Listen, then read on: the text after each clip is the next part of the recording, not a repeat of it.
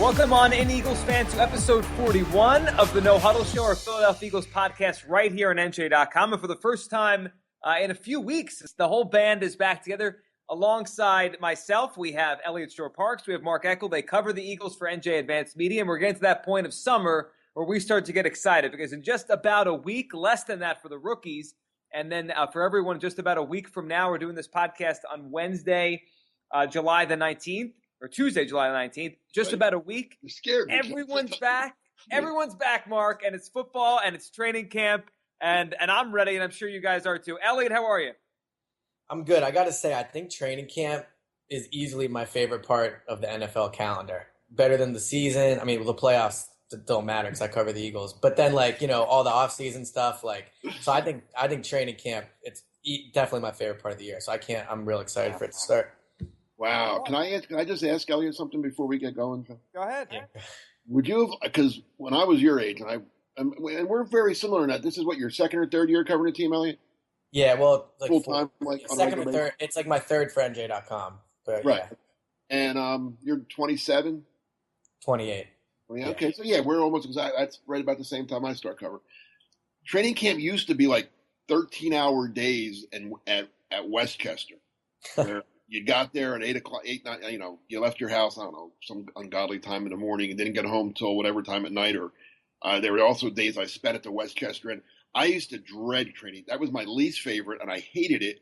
And if there was ever a way of avoiding training camp, I would have loved to. And now you're telling me it's your favorite part, but it's a lot different now. I will say now the practices under Chip, practice for training camp, I think at 10:30, 11. Doug's doing it 8:15 in the morning, so I might not feel this way after the third day. But yeah, as of now, I just think with the intrigue of the roster, how different things are. Yeah, well, they're going to be hitting again though. We'll see how that goes. But well, yeah, but still, it's because of the CBA. I mean, they can't go twice a day like they used to, and yeah, But during Buddy Ryan's time, there was 2-3 hour practices some days. Yeah, they'll go probably 2 hours pads for 20. Well, they might wear them the whole time, but they'll probably only hit. I would imagine with the hitting and the 2 hour practice, they might hit for 15-20 minutes worth of the practice for a few days. So we'll see. I'm sorry, I didn't mean to get off on a tangent there, but go ahead. All right, Joe. Sorry. That's all right. You guys sound like you're raring to go here, which is good. So we're going to look ahead in this episode. 5 storylines going into camp that we're going to talk about. We'll count down what we think are the most important, 5 to 1. We'll talk about them, and obviously next week, guys, you'll be out there and you'll start seeing how these things play out. So let's start with Tim. I threw this one into the mix for this morning because I thought I've just been noticing so much optimism around the Eagles' defense for this year. Now, obviously, there's the reasons why. I mean, Jim Schwartz is here and Billy Davis isn't. They're back to a 4-3. They added McLeod. I mean, Vinny Curry should be better in this defense. I mean, there's a lot of reasons why. I get it. The optimism is there. But we'll throw this out to start. We'll start with you, Elliot, and then go to Mark. Are we going too far, and by we I say us and Eagles fans as well, in how good Jim Schwartz can make this defense this year? I don't have any doubt he's going to turn this thing around, over the next couple of years, but they were really bad last year, and I see a lot of people that say, yeah, they could be a top 10 defense. Do you think that's the expectations are too high for Jim Schwartz for this season? Oh, absolutely. I think the expectations are way too high. And that's not to say that I don't think he'll do a good job and that the defense won't be better. But, Eagles fans point to Jim Schwartz as a reason this team could make the playoffs. And I just don't think he'll have – if you look at his resume, he the way he's talked about does not match up. He's been a coach in the NFL for 14 years, and it's been a combination of head coach and defensive coordinator. And he's only had a top 10 defense in yards 3 times. And, the majority of these times, I'm looking at it now, 25th, 27th, 32nd, 32nd, 24th, 23rd. His defenses have not always been, these kind of game-changing, game-saving, game-winning defenses that people have made him out to be. I think with how bad the defense has been the last few years, and really only bad for stretches of the season. But, yeah, I think expectations are way too high, and I think a lot of that has to do with people simply the switch to the 4-3 defense, which I think will improve the defensive line, I guess. But as I'm sure Mark will point out, and I won't steal his thunder, but it's going to weaken them at other areas. So I absolutely think the expectations are way too high for Jim Schwartz. Mark, how about you when it comes to Schwartz? I mean, you've seen this Eagles defense be so bad the last couple of years. I think they're better suited for this defense, the 4-3. I think I like Schwartz, but do you think we're going a little too far with how good he can make them this year? Yes, absolutely. As Elliot pointed out, who's Jim Schwartz? I mean, he's a guy. Is he better than Billy Davis? Yes, but we could have hired somebody off our staff that would have been just no, Billy Davis, and I love Billy. Billy's a great guy. Great guy, and I wish him nothing but the best. He should probably go be a linebacker coach somewhere, and that'd be great. But he wasn't a good coordinator, and his play calling wasn't good. His schemes weren't that great, and the team suffered. With that said, I mean, this is Jim Schwartz, not Jim Johnson. Okay, Yeah. let's get that clear. And as Elliot pointed out, this guy's been around. He's okay. He's a competent defensive coordinator. But you still need players. Players are what wins and loses games for you. And I don't see much improvement, if any. And I'm going to write this later this week or early next week. Is this defense really better? Okay, they're in a 4-3. Great. Okay, I like a 4-3 better than a 3-4 at times. I mean, the Pittsburgh Steelers have done very well in a 3-4 for 100 years now or so. Vinnie Curry will be better in a 4-3, obviously. Connor Barwin might not be as good. Connor Barwin was a very good player as a 3-4 linebacker. I don't know if he can play 4-3 defensive end because he's never done it. The linebackers are, I mean, as the most average injury-prone group of linebackers I've ever seen in my life, with nothing but young, unproven players in reserve. Michael Kendricks misses 3 to 4 games a year. Jordan Hicks can't play five games without getting. He got hurt in the damn mini camp, for God's sake, without contact. And Nigel Bradham, really? I mean, and he's been hurt. I mean, and then their top backup is Najee Good, who just missed an entire season the year before last. So I'm not thrilled on the linebackers. The cornerbacks, Leotis McKelvin, number one. I mean, he couldn't start for Buffalo. He's your number one. See that's my biggest concern. This team's that good on defense, really? Okay. Yeah, and that's my biggest concern is I do think the pass rush will be good this year, and I think it could potentially be very good. But if they don't get a consistent pass rush without blitzing, they're in real trouble because their cornerbacks might be the worst set of starting quarterbacks in the NFL. I mean, I'd have to go and look, but they have to be down there. I mean, like you said, Leotis McKelvin, not the guy you want to be your number one. I like Nolan Carroll, but he's coming off an injury. We'll see. And then Jalen Mills, I think is going to play a lot. Who, as a 7th round pick, is not ideal. I mean, so their secondary could have real problems if this pass rush, if Jim Schwartz isn't able to get this pass rush going without real blitzes and bringing other people. Now the good news is, like you said, I think they might be able to do it, but if they don't, who's your blitzer? I'm sorry, what'd you say? Who's going to blitz if they do blitz? I guess whatever linebacker is healthy that week. I don't know. Kendricks is a pretty good blitzer as a linebacker. Okay. Yeah. But even with Kendricks, and we're starting this off. He's supposed to do and knows the plays. He's okay. Yeah. Kendricks, right, but I agree with you. Like they need to get the pass rush from the front four. That's got to be this defense. Yeah, and with Kendricks, I mean, here's the thing about Kendricks. He's always been a good blitzer he's quick. He's extremely fast. He put on 15 pounds of muscle this offseason. So, I mean, in preparing for playing, the 4-3 defense as opposed to 3-4. So it'll be interesting to see if he's just as quick as he used to be. I mean, I didn't think he looked as quick in training camp. He looked strong and he looked bigger, which is, I guess, a good thing. But I didn't think he looked as quick as I thought it was Brandon Graham out there for part of the time. You're good. They looked a lot alike. Yeah, they have a similar body types now. So it'll be interesting. But I mean, look, the defense will be improved. It'll be hard to be worse. And I think part of it is the offense won't be. I never put a ton of credence into this, but I do think the fact that they won't be on the field for as much, I mean, is only in theory going to help. But you don't think so? I don't think they're going to be on the field as much. Do you? I mean, yeah, I do, because I think this offense is pathetic. I think you're going to see more 3-and-outs than you've ever seen because they don't have any good players on offense. Well, that could be a potential problem. But yeah, I guess 3-and-out is 3-and-out anyway you slice the cake. Yeah, but if you're killing more time in between, I mean, I would bet you they're on the field considerably less this year. We'll see. Yeah, it's going to be interesting to go to before we move on to the next one, to go to your point, Elliot, about the corners. I think that could be their undoing too. It could be a good defense that just gets burned by big plays. And I'm looking at the schedule right now. I mean, we know the NFC East has Odell Beckham, Des Bryant. The Redskins obviously have Deshaun Jackson, but you go to the other teams, the non-division games in the schedule. They're going to have to deal with Alshon Jeffrey, Antonio Brown, Julio Jones, AJ Green. Like they're gonna have to cover big time receivers all year long. Yeah, they should go really well. We'll see. I know I'm the negative guy. I'm the hater. But tell me, other than Fletcher Cox and maybe Vinny Curry, like you still talk about the pass rush. Okay, those two could be very, very good. Who else? Well, I guess that goes to Schwartz, right? Because 2 years ago in Buffalo, didn't they lead the league in sacks? And who was there? Mario Williams. They had Mario Williams, sure, but they didn't have and Marcel Darius. Okay, so but they didn't have 4 or 5 guys. They had those 2. Well, I think also if you have 2 guys that are as good as it seems like you think they could be, and as I think they could be, that only helps other people. I mean, if you have to double team Fletcher Cox or you have to double team Vinny Curry, I mean, look, I think Benny Logan isn't an outstanding pass rusher, but Logan's not a pass rusher.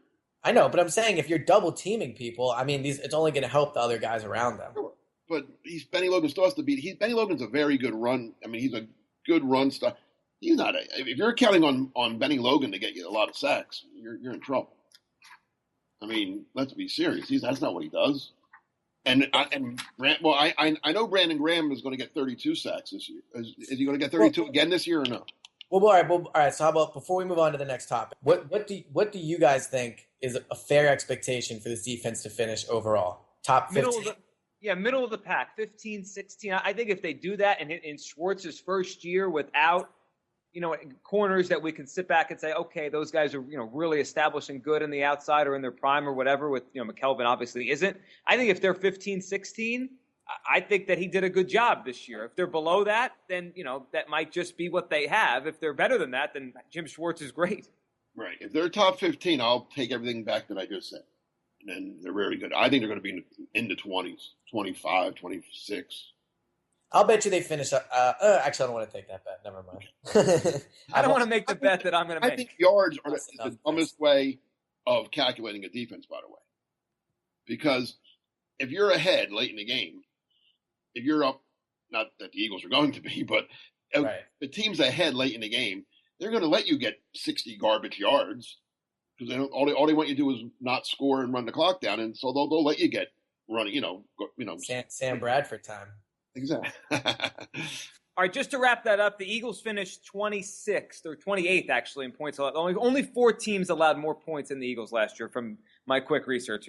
We kind of parse that with Jim Schwartz, and we'll see how they do. And that's going to be a big story, obviously, heading into camp. All right, our second one here, guys. Who emerges as the lead running back? I mean, you talk to Eagles fans about the concerns of the Eagles for this year, and there's a whole bunch of different ones in different levels. Running back in the running game tends to be one that's brought up all the time. DeMarco Murray's gone. That's probably addition by subtraction based on last year. But what do they really have, and can they run the ball effectively enough to be a balanced offense? Elliot, who do you think becomes that lead back? I guess Ryan Matthews is the lead back, but he's never really stayed healthy for a whole year. Yeah, I guess it depends how you want to define the lead back. Like, who do I think is going to finish with the most yards this year? That's tough. Maybe Wendell Smallwood, but look, I think they're going to give Ryan Matthews a chance to be the guy. I think that would be their ideal plan, that if, it's 3rd and 1 or, a big point in the game and they need to run the ball, I think they want him to be that guy. The issue is, there's 2 issues. One, he did not look good during spring practice. He looked, especially compared to Smallwood, Barner, and Sproles, who, to be fair, is a very quick set of running backs, but he looked very slow compared to them. He looks like he's lost a step. And 2, he's never healthy. So, if you told me Ryan Matthews only played 9 games next year, I would believe it. And it's going to be hard to lead the team in rushing in 9 games. So I think at this time next year, when we're talking about who the best running back on this team is, I think it's going to be either Wendell Smallwood or Kenyon Barner. I think those are the 2 players that fit the most what Doug Peterson wants to do. Ryan Matthews struggled with drops last year too. So, and he's going to want his backs to catch the ball out of the field. I think as soon as Wendell Smallwood's able to prove he can pass block, he'll be the guy that will be out there the most. Mark, what do you think about the running backs this year? I think at the end of this year, the biggest topic will be what running back are the Eagles going to draft next year in the second round? Yeah. Because it's without a doubt their biggest need. They don't have a running back. They don't have a quote-unquote lead running back. They have a bunch of guys. I mean, Ryan Matthews, if you promise me that he's going to play all 16 games and never get hurt, he could be the guy. Because the only time he did that, he gained 1,200 yards. But that's the problem. He's only done it once. So as Elliot said, it's almost a matter of not if he's going to get hurt. When is he going to get hurt? Is he going to get hurt in the third game, the sixth game, the seventh? It's just he gets hurt. And as you get older, you get hurt easier, and you don't come back as quickly. So that's the problem with Ryan Matthews. Ryan Matthews could be the guy. I think Smallwood and Varner and Sproles are all just – it's not going to be a lead guy. It's going to be they're going to share the load. They're each going to get about 7 to 10 carries a game, 6 to 10 carries a game. And who leads them? I don't know. It'll be very close in terms of who gains the most yards. I don't know how much Sproles has left in the tank, to be honest with you. He did not have as a running back last year. He was not very good. He was still a good punt returner, but he averaged 3.6 yards a carry last year as a running back. He only had one game of note that I remember in the game against the Patriots. He played pretty well, but other than that, I don't see any other game that really stands out to me. Smallwood, I don't know. He was a fifth-round pick for a reason. I think he's a good second kind of back. I don't think he's a lead guy.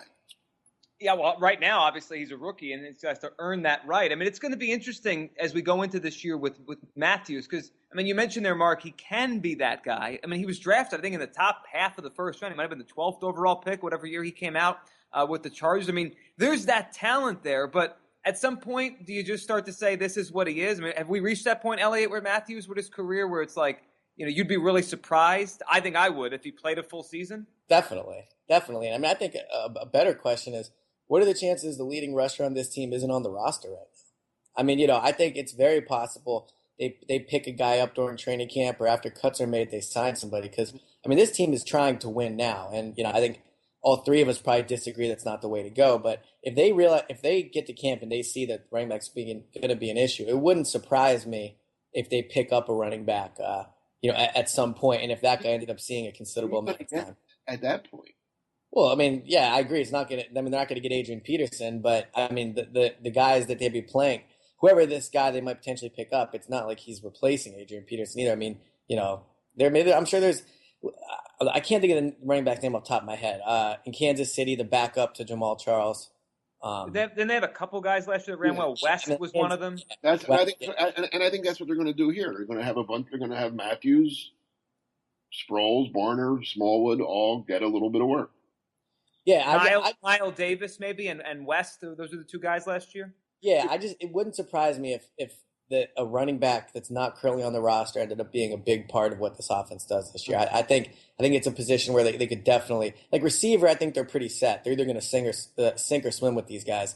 But running back, I think there could be changes coming. All right, let's move on to our third topic here, and this one. I find this one one of the most interesting things as subplots, not just in the moment, but guys, as we move forward with the Eagles. Elliot, you had a story on NJ.com just the other day about the Eagles and Sam Bradford and really why he's still around. And in there, you talked about how Jeff Lurie had influence in the Eagles bringing Sam Bradford back and wanted to re-sign him and have some stability and try to compete in 2016. Also, we know throughout the whole process with Carson Wentz and Goff and all these quarterbacks they worked out, Jeff Lurie was there, and he was present. He was visible at some of those workouts.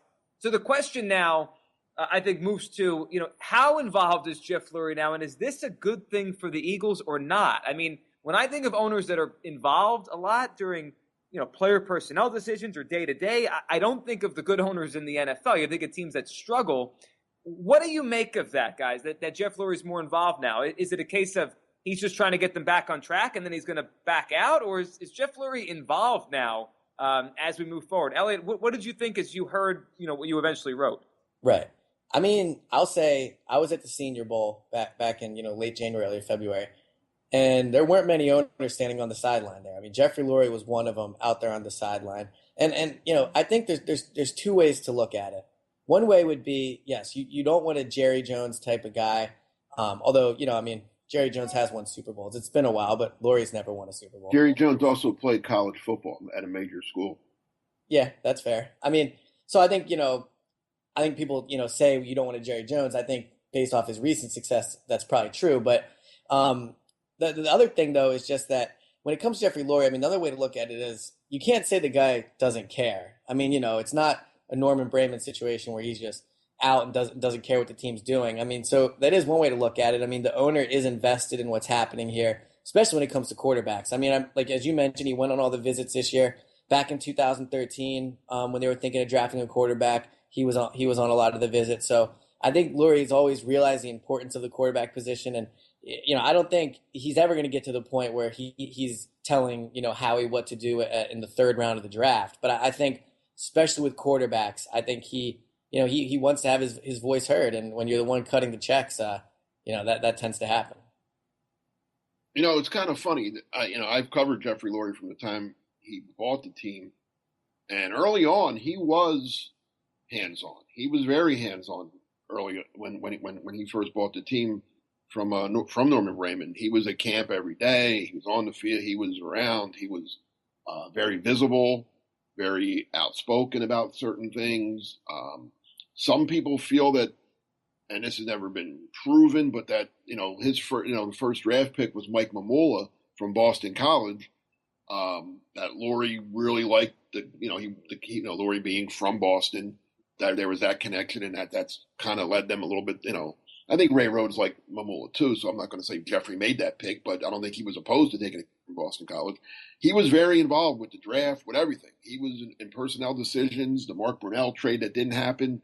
So he was very hands-on owner. He was a very involved owner. Then as the years went on, slowly but surely he backed off to where he wasn't around at all, didn't really have much to say, kind of just let his football people do their thing, which is what good owners do. Now, for whatever reason, he's getting back involved, and I don't know, maybe it's because of Howie. I don't know. I can't answer why he's getting more involved now, but he's the Sam Bradford thing, and you just see him around more. My guess would be, not to interrupt, my guess would be, I mean, just based on what you said, it sounds like when Andy Reid kind of hit his stride and got things going, he didn't feel like he needed to be around. True. And I think, like with the Chip stuff, I think he trusted Chip at first, and then, that's a whole another debate about the Chip thing. But I think now he feels like he needs to be around more, especially with kind of the way things fell apart with Chip and now a rookie head coach, and he has Roseman, not a new general manager, but he didn't have the job last year. So, he's kind of taking back over for the first time.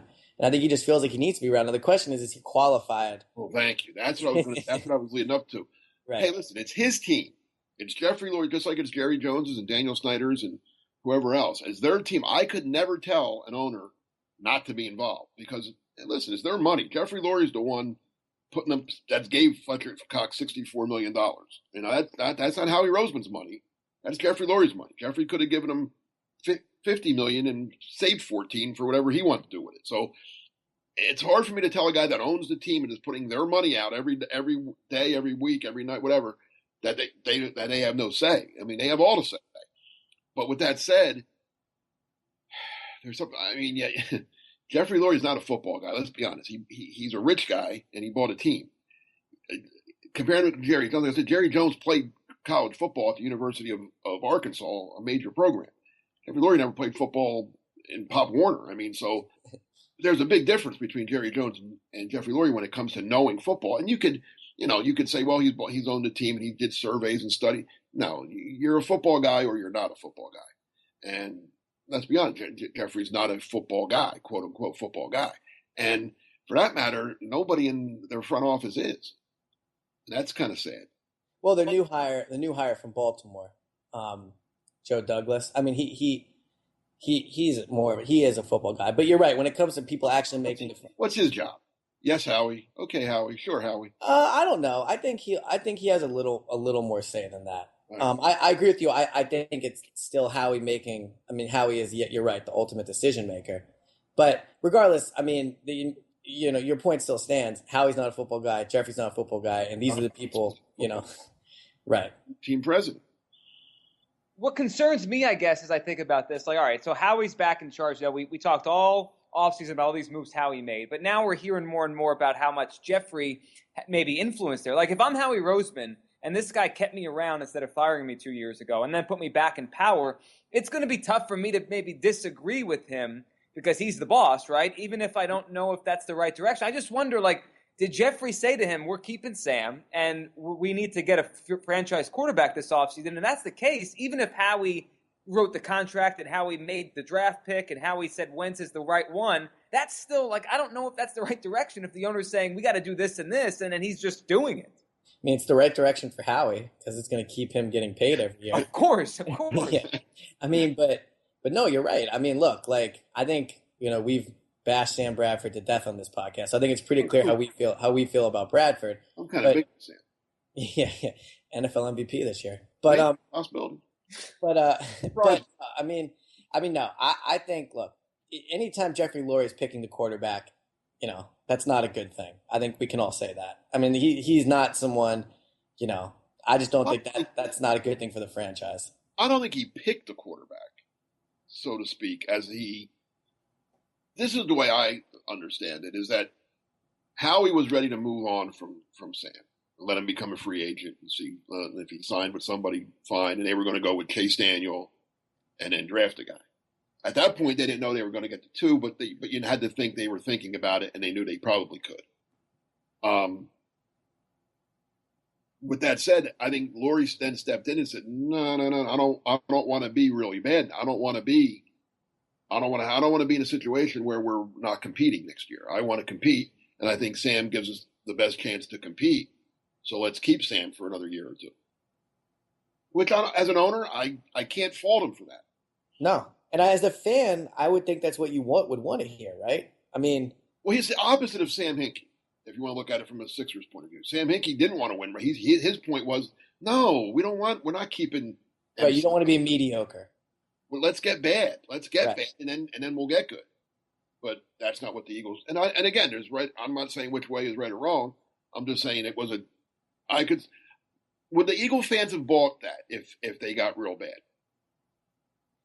If they had Carson Wentz on the roster, yeah. I think they would. I think they would have bought that. I think so too. Yeah, I think Eagle fans would. And again, I'm not a fan, so I can't always think the way a fan thinks. But the fans I know, I think they would have been okay if they let Bradford go, spent that money somewhere else, still drafted Wentz, and had Wentz, Daniel, and pick a third. Your typical third quarterback guy. Cardell Jones, somebody like that. Who? Cardell Jones. I'm just. Another rookie. No, I was thinking more like Thad Lewis. Just right. Guy. Yeah. Exactly. Yeah. Just a third quarterback. Keep Thad Lewis around for another year. And then knowing that, all right, maybe Daniel starts week 1 or 2, but Wentz is going to get in there a lot sooner now. Maybe Wentz even starts week 1, and knowing that, all right, we're going to take our lumps with a young rookie quarterback, but we got our guy, and we also maybe spent money other places to. Maybe we got a better young linebacker or a better cornerback, and we're gonna see how this goes. I don't know. I would have. I think fans definitely would have been okay with that. I would have thought that was a good move. I would have thought, okay, they understand that they kind of hit a plateau here, and you got to start. Instead, I can't wrap my head around what they did. I just can't. I don't feel in all my years, and not just with the Eagles, I can't ever picture another quarterback room with a veteran starter making very good money, a veteran backup making more money than any backup's ever made ever, and a number 1 pick that you traded a lot to go up and get. I've never seen that before. No, it is. It's rare. I mean, that is unprecedented. It's rare, and unprecedented is probably the right word. You don't see it, and I think it leads us into our next topic in our 5 storylines heading into camp is Doug Peterson's first camp as head coach. And not only is he trying to become a head coach and trying to set up a schedule and a system and get this team ready to play, but he also has, as an ex-quarterback, it probably gives him a little bit of a leg up. But regardless, he has this quarterback room to deal with now that we're talking about here. So, I mean, I think Doug has a really good spot to come in because everyone was just seemingly so tired of Chip. And I think, there's like a fresh page being turned here. So people would give him a start. And there's that Andy Links. People think, all right, he's going to, a couple of years, this thing will get going. So I think he's got a some time, but what are your thoughts, guys, on his first camp? What are you looking for? And really, to me, the biggest thing is how he handles this quarterback stuff, and I have no idea how he's going to do it, Elliot. Yeah, I mean, when you say what you're looking for Doug Peterson, like it's almost hard to answer because when Chip was coming in, it was like he was going to run these new style of practices and he was going to have his fast offense and everything. Like I can't think of what a fan would be excited to find out about Doug Peterson. Like they're going to practice early. There's going to be more hitting, but I don't really think that's a good idea. But I think with Peterson, look, like it's going to be hard for him to be a train wreck in training camp because even if they get blown out in the games, people are going to say it's just preseason and. Practices. I will say I've noticed a lot more standing around at practice than there used to be under Chip, but that's by design. So I don't think that's chaos or anything. But yeah, I mean, the real first test for Peterson will be, and I don't think this is going to be the case, but if Bradford looks really bad and Wentz looks considerably better, what does he do? And I think as he's kind of said, he's never completely ruled out the idea that if one looks really bad and the other looks really good, then obviously he'll flip starters. But that'll be interesting to see how he does that. But in terms of what I'm looking for Peterson in training camp, I mean, I guess it's the quarterbacks. I mean, I think you're not going to see anything about Peterson until to me the biggest question mark about Peterson is his time management. So and you're not going to see that until games. So I mean, we'll see what happens with the quarterbacks. Exactly. And to piggyback off that, Elliot, I want to see. I mean, again, I've covered a lot of camps, and this is the first time in a long time that I'm going to watch how. I mean, through the years, I covered Donovan McNabb for however many years, and you knew after year one, Donovan was the guy, and he got all the reps with the number one, and then whoever the backup was at the time, Ty Detmer or AJ Feely or whoever, they came in and they got whatever many reps they got, and some young kid was trying to be the third guy or something, and he got the least amount of reps. And that's just the way. When you didn't even think twice about it. It wasn't a story. It was okay. That's of course this is how it's going to be. Well, Doug kind of said in his last press conference before the break, "Oh no, we're going to keep the reps even." Now I don't know if he meant that or he misspoke or if he knew what the question was, but he did it in the spring. In the spring. Wentz, Bradford, Daniel kind of it was pretty even, right, Elliot? Yeah, no, it was I mean, you were basically dead even every day. Right. I mean, now, we're all on 22, 23 team snaps, yeah. And that's fine in spring and all that, but is he going to really keep doing that in camp? Because that's different. And I don't know if that's good because Sam Bradford has to get ready. If he's your opening day starter against the Cleveland Browns, he needs more than a third of the reps every day in camp. I mean, this Sam Bradford's not, Drew Brees. I could see if the Saints want to give Drew Brees some breaks because he's, 38 years old or whatever he is now, and they just don't want to overuse him or whatever. Or if you're the Green Bay Packers and you got Aaron Rodgers, but you want to give Brett Hundley a lot of work just to see what you have in Brett Hundley, that's fine too. But Sam Bradford isn't on that level. Sam Bradford needs I think he needs, big time reps to get chemistry down with Jordan Matthews and Zach Ertz and Josh Huff and Ruben Randall and anyone else, Nelson Aguilar. He needs to be out there with those guys a lot, I think. I mean, maybe I'm wrong, but but then again, Carson Wentz needs to get some reps too, right? If he's going to be something, and I don't know. I guess Case Daniel probably needs the least amount of reps because he kind of knows the offense already, and I don't know. That's what I'm going to be most interested in watching in camp is how are the reps split and who's with whom and the whole thing. And that and I think that's kind of the big question about this season and where a lot of people agree or disagree. And there's really kind of two sides. Is what's the objective this year? Is the objective to win or is the objective to get Carson Wentz ready? And if the objective is to win, then I agree with you 100%, Mark. I mean, you can't have your third. I'm not saying that. I'm saying what I think is going to happen.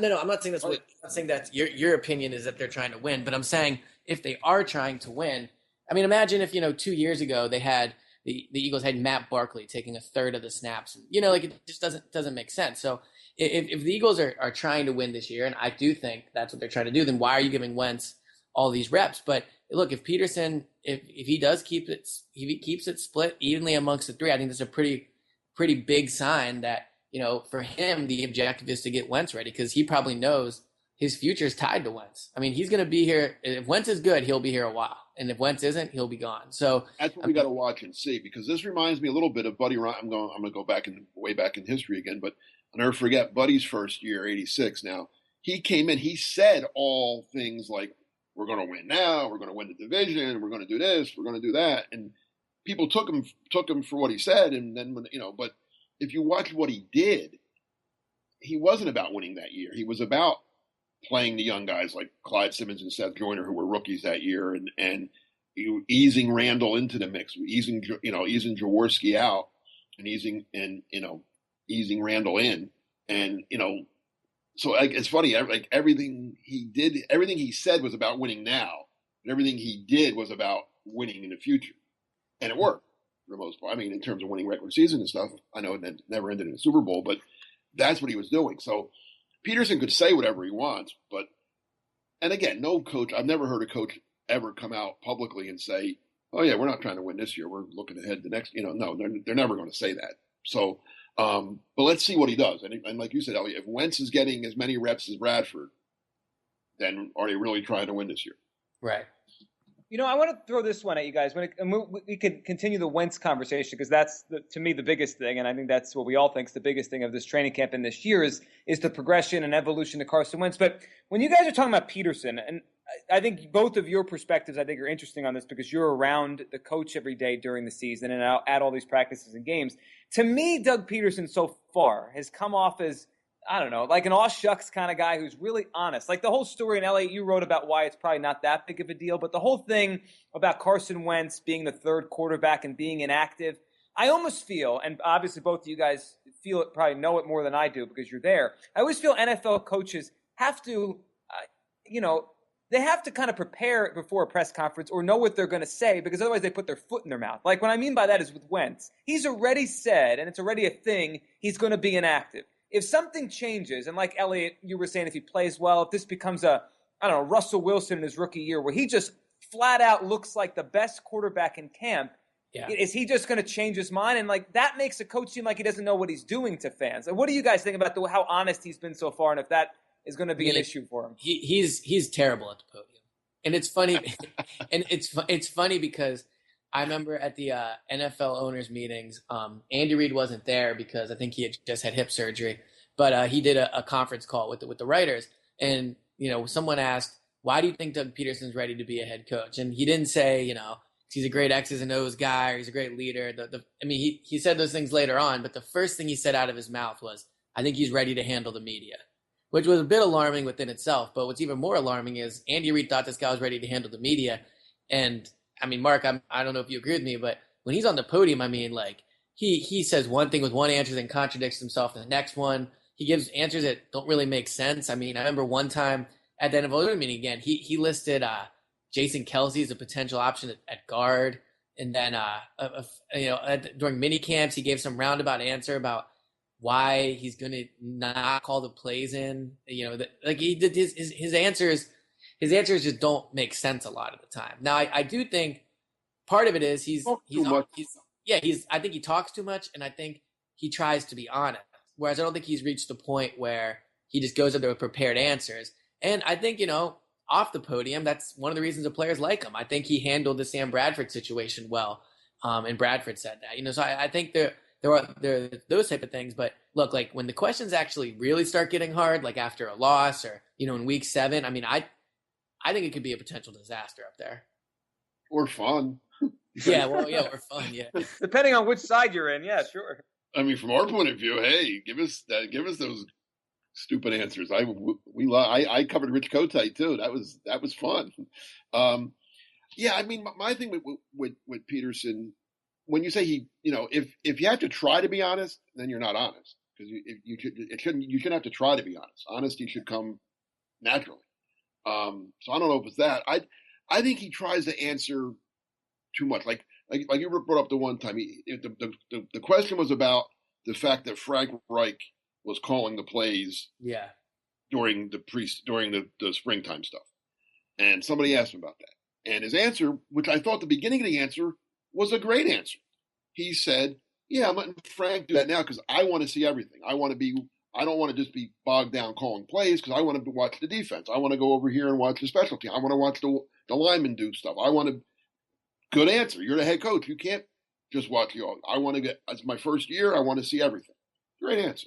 Then he goes on to say, but then, come when the season starts, Frank needs to do this and that, and I'm going to start doing it. And he talked himself into trouble instead of just stopping with, yeah, it's springtime. I want to see everything, so Frank's going to do it now. He said too much, and then like you said, he contradicted himself. He could have just stopped, and he did it again with the Wentz and Bradford thing when he says, we have a peck. Bradford's 1, Daniel 2, Wentz is 3, and then someone asked, well, what if it's so clear that Wentz is your best quarterback? Yeah.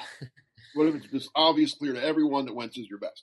And I believe he said something like, well, that's when he went in with the iron sharpen. Competition is good. Iron sharpens iron, blah, blah, blah.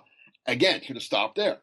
But then he started talking more, double talk, and he got himself in trouble to let you walk there and saying, like you said, does this guy know what he's doing? Like, he leaves you, if he just stops sometimes, I think we would say, yeah, good answer, Doug. Okay. That's what Andy did. Andy gave short answers. Andy didn't give any. Andy didn't answer anything. So exactly. Right. Yeah. I mean, Chip was the best in terms of giving answers. Well, because Chip, I think, came across as a very bright guy. And I'm not saying Doug isn't bright. I'm just saying I think just Chip I just think he was better at the podium. I mean, coming from Oregon, he already was at basically an NFL program in terms of, nothing's really quite the Eagles media, but he already was used to that type of stuff. I mean, Peterson was a backup quarterback his whole career. And so I think he'll get better at it. But you're right. I think, I don't think he's I agree with you, Joe. He does come across as a bit of an aw shucks guy. And while answering media questions is not the most important thing of coaching, obviously, if it was, Andy Reid would have gone 2-14 every year. But it is an indication of how quick you are on your feet. Yeah, no, I 100% agree with that. And if Doug has a hard time answering a simple question that from Elliott Shore Parks, is he going to be sharp enough to alter something during the course of a game? I mean, maybe they're totally unrelated, but to me, thinking on your feet is thinking on your feet. Yep, and especially when it comes to time management. Go ahead, though, Joe. It does. No, and I think from a fan perspective, it worries people. Like when you hear things where it's double speak, it makes people think he doesn't know what he's doing, even if he does, and he's just uncomfortable in that setting. It could shape the perception of him in his first year, and we know when that sets in, it's tough to change that. All right, let's go to Wentz, because he's, to me, the number one story of this year, and it starts here with training camp next week, and really his evolution and how quickly they get him ready and how quickly they want to get him ready for this season. Now, you guys are already talking about reps and the preseason and all this kind of stuff we're going to see in training camp. But as far as for both of you, what do you think the goal should be for the Eagles and Wentz this year? I mean, they clearly want to win this year. Bradford's the anointed starter now. So, I mean, I guess in their minds, if they're doing great, like he's not going to see the field. But as far as getting him ready, Elliot, what do you think the goal should be? So the first thing, I'll say two things to that. First, I think what I want to see from Wentz and what they need to work on with him in camp is being slightly not safer with the ball, but he looked a little reckless at times in training camp. And I think that's one of the reasons he made a few throws. He made a few throws where I was like, this guy is easily the most talented quarterback on the roster. And he definitely is. But he also made a few throws where I was like, he looks like, just a guy out there doesn't know what he's doing. I mean, at times he would just fling the ball to nobody in particular. And I think that's what they have to obviously work on him before they put him out there. But in terms of the regular season, I think the goal should be to play him as soon as they think he's ready. I mean, if he doesn't take a single snap this season and they go 7-9, the season will be a complete waste. They'll have accomplished nothing. It would have been basically a year of nothing. So I think, in an ideal world, you get Wentz some starts, 4 or 5 starts maybe. I mean, once his team's eliminated from the playoffs, which will probably be, I don't know about early on, but I think it'll be pretty early on. This team's not going to be competitive. So I think by 4 or 5 weeks to go in the season, I think, ideally you want him playing those games. Yeah, I mean, Peterson has the blueprint in place. And he lived it. I think Doug Peterson should handle Sam Bradford and Carson Wentz the same way Andy Reid handled Doug Peterson and Donovan McNabb. Peterson started, wasn't very good. I think Bradford's a better quarterback than Doug Peterson. But let him play. Wentz watches and learns, and he's, whatever he doesn't practice, he doesn't practice, just like Donovan did. But like Elliot said, once they're out of it, once it's okay, we're not making the playoffs. Boom, pull the plug, get Wentz in there, and because let's be honest, I don't care how good Wentz is. Wentz could be the greatest quarterback in the history of football. He could win 6 Super Bowls. His first couple games are going to be rough. They just are. Donovan's were, Brett Favre, Aaron Rodgers, Andrew Luck, Peyton Manning. They all start off a little rough. I can't remember anyone coming in and lighting it up right away. I mean, I'm sure someone did, but they're, and even next year there's going to be some rough spots, and especially Carson Wentz more than those other guys because of where he's coming from. He didn't go to Alabama or Florida or Miami. He went to North Dakota State, and we can't overlook that. The jump he's making is a bigger jump than most quarterbacks or most players, I think, for that matter. So he's going to need some growing time and growing pains. So why not get them out of the way at the end of a meaningless 2016 season, so that come 2017 when he is your guy, he's more ready and has some of those bad games out of the way. That's exactly. I mean, McNabb, his first when he came in, you saw ability, obviously, and you saw some wow plays. Oh, look at that! Look what he just did there. But he wasn't lights out by any means, and he threw some bad picks and he made rookie mistakes. But then come 2000, he was pretty darn good and took the Eagles to the playoffs. So you guys both agree before we wrap up our episode here that he needs to get snaps this year? I heard Mike Mayock say last week that he has to get snaps this year at some point. But you go back to what Peterson's been saying about the third guy being down, right, on game day. If he's the third quarterback all year, that you don't get snaps. Like you mentioned, Mark, the Donovan and Peterson situation. I mean, Donovan got into those games early in his career. Andy put him in late in some of those games and got his feet wet. That literally can't happen if Carson Wentz is not in a uniform on Sunday afternoons. I 100% agree. I think it's the thing I've ever seen. It makes no sense that having these 3 guys together. It makes no sense. It's the worst 3 guys together since Larry, Curly, and Moe. I agree. I think Wentz has to play this year. If Wentz doesn't take a snap this year, I mean, I guess you can make the argument. Right? If they win, it's not the worst. If they're 10-6. Okay, yeah. Well, if they win the Super Bowl and he doesn't play, then fine. But I mean, don't get silly. But if they're winning, he's not going to put him in, right? If they're 7-5 and then 8-6. Well, how are they winning? Are they winning 13-10 every week? I mean, I don't know. But if they're winning, you don't pull your quarterback. Let me throw this scenario at you then, because I think this could present itself, right? So, all right, I think the worst case scenario would be they're like 7-8 heading into the last week of the season. Bradford has played decent enough all year. And the leader in the division is 8-7, right? So they're in it all year long. And that means Bradford plays all year long until week 17. So I'll throw this scenario. I don't remember the exact records, but I'm going back to 2004 with the Giants, had Kurt Warner, and they obviously drafted Eli at number 1, or they traded for Eli from number 1. And they started off like 5-1 with Warner, and then they lost 3 or 4 straight, and they were still in it, though. They were only about 500, and Coughlin made the switch and basically punted the season because Eli wasn't ready to win. I mean, I could see that playing out. Like, the Eagles start off okay, they're still in it, but like a decision's going to have to be made at some point, right? Like, yes. Otherwise this could just drag out. Yeah, I think the decision's already been made. I think Wentz is going to play when he's ready. Like, I don't think – I don't envision – to me, I don't envision a scenario – Week 1. I tweeted this, and I agree. I think there's a better chance Wentz starts week 1 than there is he's the backup in week 1. What do you mean? Wow. You mean number 2? Yeah, I think Chase – he'll never be number 2. Chase Daniel's number 2 for Sips. That's what I'm saying. He'll always be number 2. That's what I'm saying. I think there's a better chance Carson – I agree with that. Yeah, starts week Unless 1. Bradford's hurt. Well, if Bradford breaks his leg in the 3rd preseason game, then Daniel's going to start and Wentz will be 2. I don't know. I don't think that's a lock. Do you? Not a lock, but I would bet that. They're not going to. I never underestimate how much Doug Peterson loves Chase Daniel. Yeah, I'm saying week one. If Bradford breaks his leg, and he's out for the season, I think Daniel starts week 1. I think they've kind of promised. I mean, He might Yeah, not start you're week right. 2. He might not Yeah, start you're week right. 2. He might not even start the second half of week 1. But he's got to start week. They have to get Chase Daniel. I mean, After they lose to the Browns. right. But Right.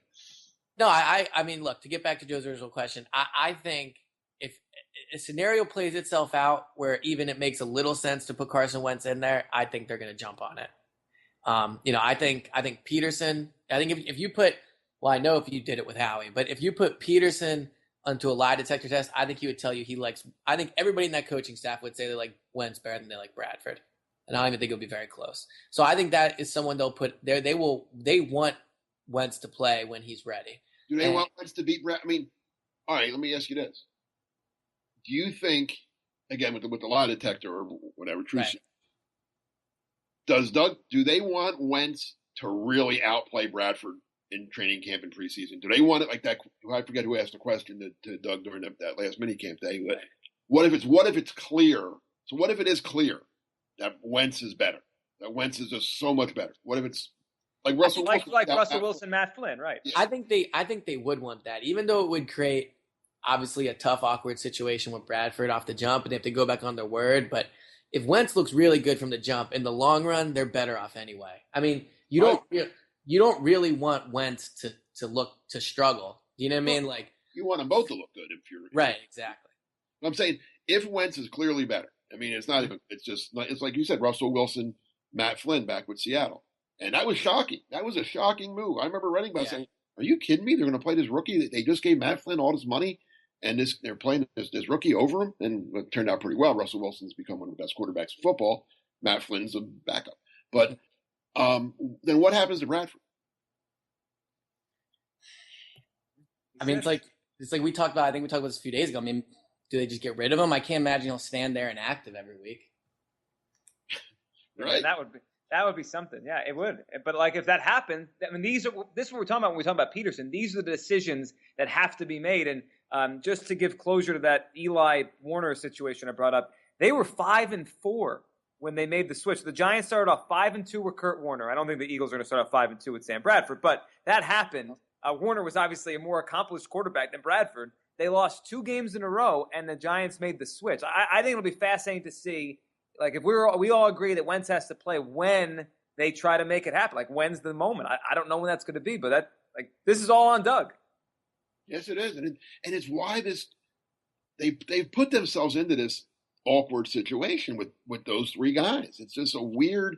Like I said, I use the word unprecedented because I don't remember any other team that had a high-priced veteran, a high-priced backup, and a top.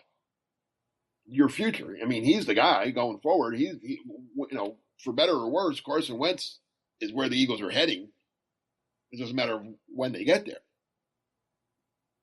He is, and now we're going to start to see him and his evolution in this 2016 Eagles team. So next week, you guys will be out there at the NovaCare Center, and it'll be training camp. So we'll be back soon. We'll do another episode and really start talking about what's happening on the field as it plays out over this next month or so. Elliot, as always, thanks for doing this. No problem. Talk to you guys soon. Thanks, Mark. Thank you, Joe. And thanks to all of you for listening to episode 41 of the No Huddle Show. You could tweet at us at the No Huddle Show. Send us questions. We'll talk about them on next week's episode. And you can, of course, find us on iTunes, SoundCloud, and on NJ.com. Thanks for listening, everyone.